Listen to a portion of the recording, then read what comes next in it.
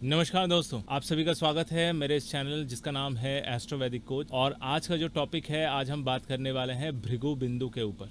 जी हाँ, भृगु बिंदु एक ऐसा पॉइंट है, एक ऐसी जगह है पूरी कुंडली में जो आपके डेस्टिनी को बताता है, यानी आपके भाग्य को बताता है। या ऐसा समझ लीजिए कि आपका इस जन्म में, इस बर्थ में क्या उद्देश्य है, अल्टीमेट सोल का डिमांड क्या है। ठीक है, भृगु बिंदु किसको कहते हैं पहले वो समझा देता हूं मैं। भृगु बिंदु जो होता है वो राहु और चंद्रमा, इन दोनों के बीच का जो मिड पॉइंट होता है, बिल्कुल मध्य भाग, मध्य वाला स्थान, उसको भृगु बिंदु कहते हैं। वैसे तो आप सभी को कैलकुलेशन करने की जरूरत नहीं है, आज के डेट में बहुत सारे सॉफ्टवेयर में भृगु बिंदु आता है।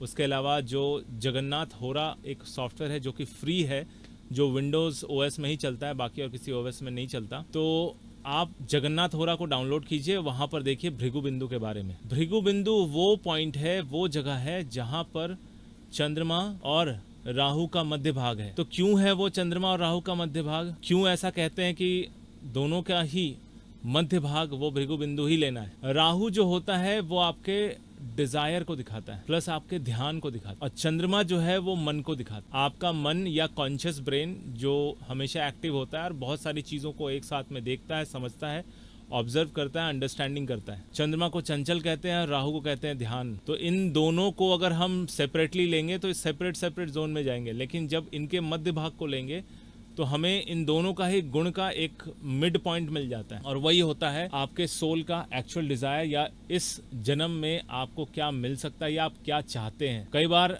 लोगों को अपना लाइफ पर्पस पता नहीं चलता, नहीं समझ में आता। और भृगु बिंदु का पास्ट लाइफ से भी यही कनेक्शन है कि आप जब आपका पास्ट लाइफ में देहांत हो रहा था, मृत्यु हो रही थी, उसके कुछ दिनों पहले से आपके मन में कोई ना कोई ऐसी डिजायर पनपी है जिस डिजायर को आप पूरा नहीं कर पाए, और नेक्स्ट बर्थ में वही डिजायर आपको मिल रहा है। ठीक है, वही चीज आपकी आत्मा का डिमांड है। होता यह है कि एक व्यक्ति जब मृत्यु होती है, जब उसके शरीर से वो आत्मा निकलती है, तो उसको यानी कि ऊपर उस सोल को, जितने भी हमारे लोक हैं जिनको समझाया गया है, यमलोक में जाने के बाद उस सोल को बताया जाता है कि आपका कर्मा ये है, आपने जो कर्म किया है क्या सही है क्या गलत है, ये आप ही निर्धारित कीजिए।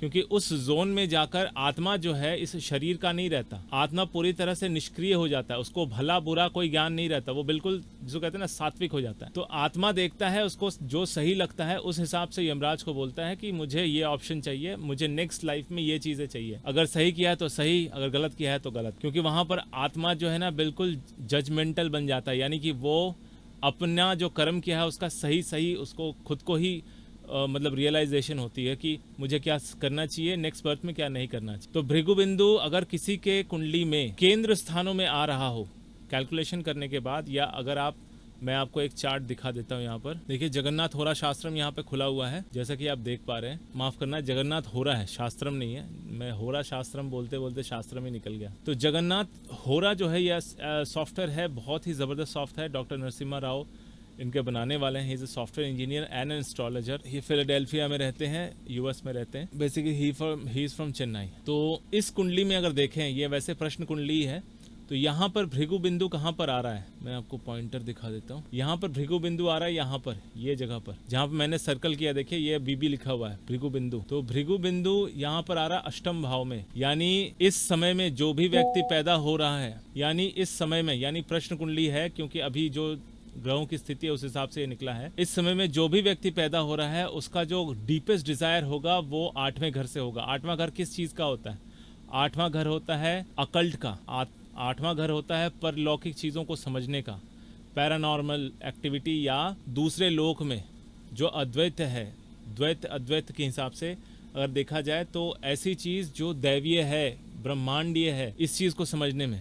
8वां घर मृत्यु का भी कारक है, लेकिन क्योंकि भृगु बिंदु आ रहा है तो ऐसे व्यक्ति के अंदर बहुत ज़्यादा सोल डिज़ायर रहेगा कि वो मिस्टीरियस चीज़ों को समझे, जाने। ठीक है, और समझ लीजिए कि एक ऐसी स्थिति भी है क्योंकि 8वां घर 6, 8, 12 में अगर भृगु बिंदु रहता है तो व्यक्ति के जीवन में थोड़ा ज़्यादा संघर्ष होता है। अगर भृगु बिंदु इनके अष्टम में आ रहा है तो इनके जीवन में कोई ना कोई ऐसी घटना घटेगी जिनके बाद इनके मन में विरक्ति आएगी कि मेरे साथ ही ऐसा क्यों हो रहा है, मुझे जानना है। और उसी चक्कर में वो चीज़ को फाइंड आउट करने में जाएंगे और अकल्ट की ओर इनका ध्यान जाएगा, मन जाएगा, इंटरेस्ट होगा, और धीरे धीरे ये चीज़ों को सीखेंगे। अब जो है समझने वाली बात यहाँ पर एक और बता देता हूँ। अगर भृगु बिंदु केंद्र स्थानों में हो 1, 4, 7, 10 तो ऐसे व्यक्ति को अपने जीवन में जल्दी सफलता मिलती है। और जैसे 4 भावों का अपना अपना एक सिग्निफिकेंस है, अपना अपना एक महत्व है, कारकत्व है, उसके हिसाब से उस व्यक्ति को फल मिलता जाता है। प्लस राशि किस भाव में, मतलब कौन से भाव में कौन सी राशि है, राशि को भी हम लोग लेते हैं। तो केंद्र स्थानों में रहे किसी का भी भृगु बिंदु तो ऐसे व्यक्ति को जल्दी सफलता मिलती है, नेम फेम मिल जाता है। त्रिकोण में रहे तो ऐसा व्यक्ति विद्या लाभ करने का उसका सोल डिजायर होता है, बहुत डीप स्टडी, हायर स्टडी, और पढ़ो और जानो, जानने की कोई सीमा नहीं, इनका सोल डिजायर होगा अगर भृगु बिंदु इन त्रिकोण में आता है। अगर 3, 6, 8, 12 इन भाव में आता है या 11वें भाव में आता है, 3 और 11वें भाव में आता है भृगु बिंदु, तो ऐसे व्यक्ति का सोल डिजायर क्या होता है, अपनी कोशिश से अपना हाईएस्ट जाना, अपनी चेष्टा से अपने हाईएस्ट जाना। ऐसे लोग स्वाभिमानी भी होते हैं, अपना वैल्यू ज़्यादा क्रिएट करते हैं और अपना जो कहते हैं ना कि ये मेरा है, वैसा वाला चीज़ ये लोग क्रिएट करते हैं। आशा करता हूँ कि आपको भृगु बिंदु के बारे में जो जो आवश्यक चीज़ें हैं वो मैं समझा पाया हूँ। अगर आपको भृगु बिंदु के बारे में और भी कुछ पूछना है तो आप कमेंट में ज़रूर बताएं। अगर हो सकता है तो अपना डेट ऑफ बर्थ दीजिए, मैं उसको अगर हो सके तो एक वीडियो बनाकर यूट्यूब में ही उसको डाल दूंगा, तो आपको समझ में आएगा भृगु बिंदु किस तरह से काम करता है। ठीक है जी, तो आज का वीडियो यहाँ तक। आपको मेरा वीडियो कैसा लगा कमेंट करके ज़रूर बताइए। अगर अच्छा लगा तो लाइक कीजिए, दोस्तों के साथ शेयर कीजिए, और अगर आप मेरे चैनल में नए हैं तो सब्सक्राइब करना बिल्कुल ना भूलें। मेरा ये वीडियो देखने के लिए आपका बहुत बहुत धन्यवाद।